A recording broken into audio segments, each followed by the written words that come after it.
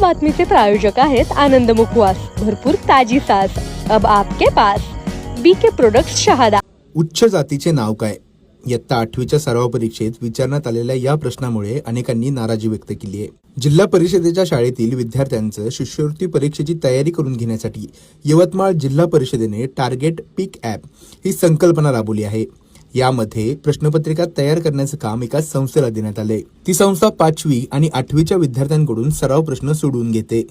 याच एका सराव परीक्षेत 8वीतील प्रश्नपत्रिकेत उच्च जातीचे नाव काय असा वादग्रस्त प्रश्न 4 पर्यायांसह विचारण्यात आला।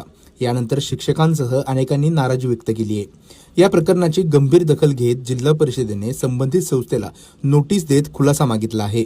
NCERTच्या इयत्ता 8वी मध्ये 7व्या क्रमांकाच्या चॅप्टरमध्ये महिला, जाती आणि सुधार या धड्याच्या बेसवर तो मतितार्थ असलेला प्रश्न विचारला होता।